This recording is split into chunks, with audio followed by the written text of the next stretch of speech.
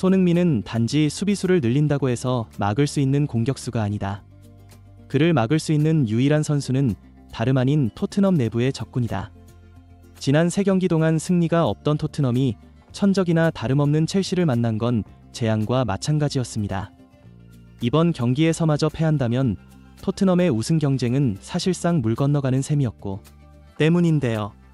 따라서 포스테코글루 감독은 최소한 패배만이라도 면하자는 생각에 평소보다 철두철미한 경기 준비를 해왔다고 밝혔습니다.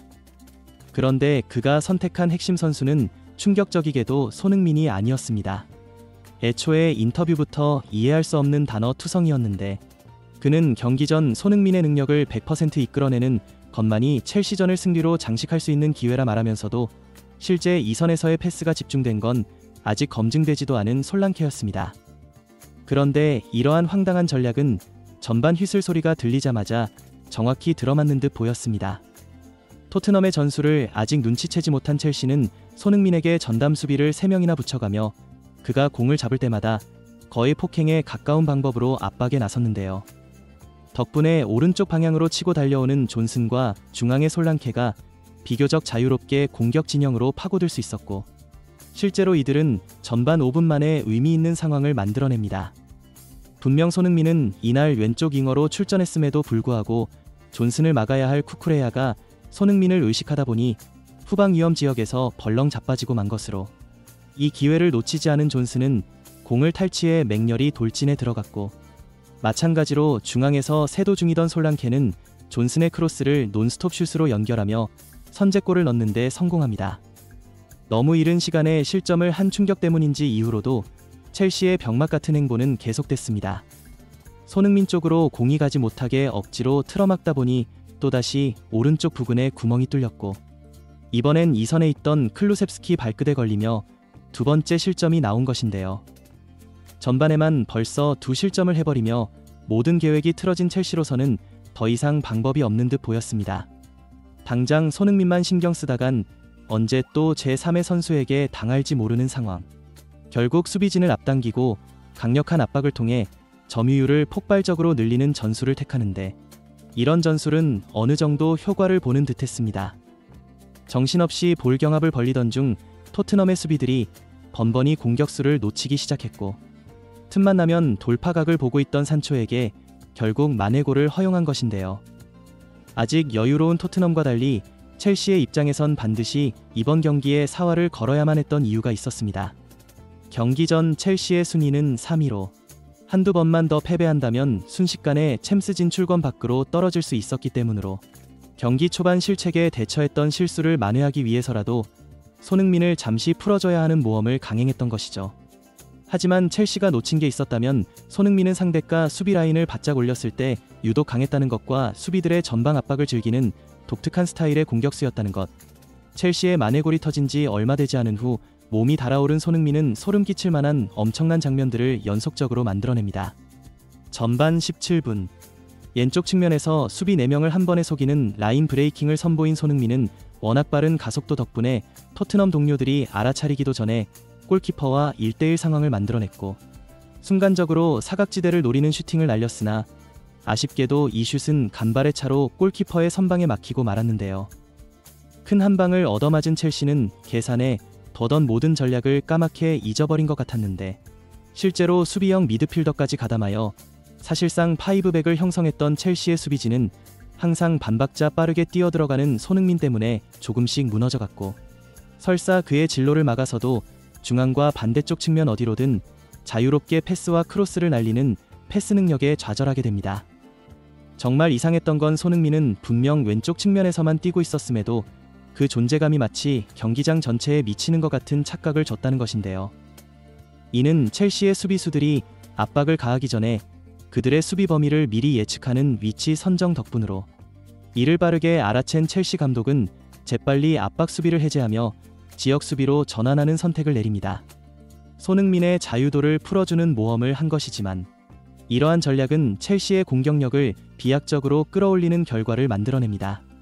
그렇게 시작된 후반전, 전반대의 참사를 잊으며 제자리를 찾아가는 듯 싶던 첼시는 체력이 빠진 양측면 풀백들의 실책을 교묘히 노렸고 몇 번의 빅찬스를 창조해내며 토트넘의 약점인 수비에 조금씩 균열을 내는데요.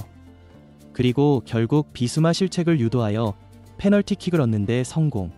첼시가 전략을 일찍 눈치챈 것도 있지만 토트넘이 갑자기 무너진 진짜 이유는 한 명의 범인 때문이었습니다. 그리고 경기가 원점으로 돌아가면서 마침내 그 범인의 정체가 드러나게 됩니다. 사실 토트넘은 초반부터 점유율을 높이며 경기를 주도했지만 마무리를 해줘야 할 솔랑케의 끔찍했던 피니시 능력이 계속해서 발목을 잡았습니다. 시종일관 무거운 움직임으로 패스를 따라가지 못했고 그 뒤를 바치는 2선 미드필더까지 덩달아 부진하며 전체적인 공격 속도를 더디게 했는데요. 충격적인 건 솔랑케가 좋은 위치를 미리 선점한 손흥민을 발견하고도 절대 패스하지 않는 장면을 3번이나 만들어냈다는 겁니다. EPL에서 최정상급 결정력을 보유한 손흥민을 무시했다는 건 자신이 스포트라이트를 받기 위해 벌인 철저히 의도된 행동이라고 의심하지 않을 수 없었습니다. 결국 손흥민은 모든 걸 혼자서 해결하기로 마음먹습니다. 도와줄 동료 선수는커녕 내부에 적들을 달고 있었음에도 로빙스루 패스 딱 한 번이 날아오자 믿을 수 없는 속도로 치고 들어가던 손흥민은 다시 한번 골키퍼와 1대1 상황을 맞이하는데요. 기겁한 첼시 수비수들이 뒤따라갔지만 그들의 속도가 현저히 부족했으며 아깝게 슈팅이 골대를 벗어났지만 동점골을 만든 지 단 몇 분 만에 벌어진 위기에 첼시 선수들은 식은땀을 흘리지 않을 수 없었죠. 이후 첼시 감독은 이대로면 분명 한 번쯤은 손흥민에게 얻어맞을 것이라 판단. 수비 라인을 소폭 내리면서 이도저도 아닌 전략을 선택하는 악수를 두며 순간적으로 토트넘은 경기 분위기를 되찾아오는 듯 보였습니다. 그도 그럴 것이 솔랑케에게 슈팅이 집중되다 보니 첼시 수비수는 자연스레 그를 집중마크 할 수밖에 없었는데 문제는 손흥민에게 가장 좋은 상황이란 수비들이 후방에 박혀 압박을 가하지 않는 것이고 그럴 때마다 측면에서 중앙으로 치고 들어오는 인버티드 윙어다운 움직임을 통해 항상 불가능한 궤적의 가마차기로 마무리해왔기 때문입니다. 실제로 후반 24분 손흥민은 측면에서 컷백 패스를 하려는 척하다가 갑자기 중앙으로 90도 방향을 바꿔 기습적인 슛을 시도하는 등 기회를 창조해냈지만 중위권 클럽에 지나지 않던 토트넘은 딱 거기까지였고 선수단의 승리 DNA 부재로 허술한 수비로 엔초에게 역전골을 허용하며 패배 스코어가 나와 버린 것인데요. 이후 포스테코글루 감독은 부상당한 반대 벤을 포함하여 3명을 교체했지만 시간은 10분밖에 남지 않은 상황이었습니다. 심지어 남은 시간마저도 첼시의 강한 전방 압박과 적극적인 공세에 밀리며 역습을 힘겹게 막아내는 상황만을 반복하는 등 탈손흥민 전략은 경기가 끝나기 직전까지 대참사를 만들어내는데요.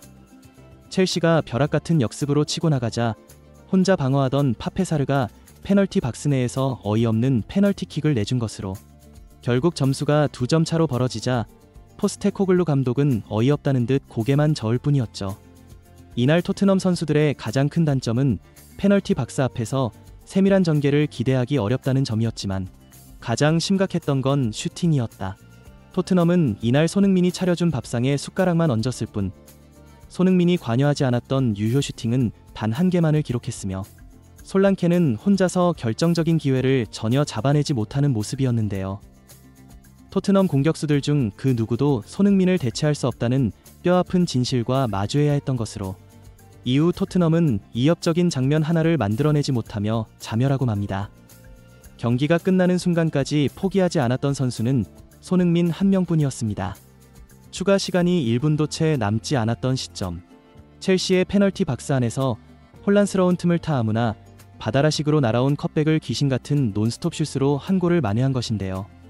자세히 보면 선수들 사이에 있는 공간이 1m도 되지 않았으며 시야를 완벽히 가리는 와중에도 딱 한 번의 터치로 골을 성공시킨 건 두고두고 회자될 킬러 본능 자체가 아닐 수 없었습니다. 이에 영국 축구 전문가들은 솔랑케의 의도적인 손흥민 죽이기 순간에도 그의 활약을 막는 건 불가능했다. 굳이 솔랑케뿐만 아니라 교체로 출전한 메디슨은 번뜩이는 전진 패스는 커녕 탈압박조차 제대로 하지 못했다고 비난하는 한편 손흥민을 제외하고 누구도 경기 결과에 전혀 관여하지 못했고 브레넌 존슨 또한 손흥민 없이는 아무 영향력도 발휘하지 못하며 최악의 기록을 경신하는 등 이들이 과연 프리미어리그에서 뛸 자격이 있는 선수인가에 대한 의문부호를 던지기도 했습니다. 더불어 그에 따르면 경기가 끝나자마자 포스테코글루 감독이 극단적으로 분노했다.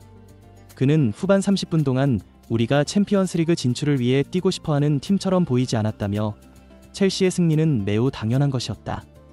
우리는 너무 많은 반격을 허용했고 너무 많은 결투에서 패했다고 개탄하면서 특히 몇몇 공격수들은 엉성하고 정적이었다. 왜 그렇게 많은 선수들이 훈련에서 보여준 수준에 미치지 못하는지 설명할 수 없다는 등 은연중에 솔랑케를 저격하기도 했죠. 사실상 토트넘의 전부라 할 수 있는 손흥민을 멀리하면 할수록 역대급 참사관을 만들어내고 있는 토트넘. 최근 손흥민에 대한 오퍼가 발견되고 있는 상황에서 정말로 그를 잃게 된다면 토트넘에게 남은 미래는 프리미어리그 강등밖에 없지 않을까 생각합니다. 시청해주셔서 감사합니다. 구독과 좋아요 잊지 마시고요. 다음에 더 좋은 영상으로 찾아뵙도록 하겠습니다.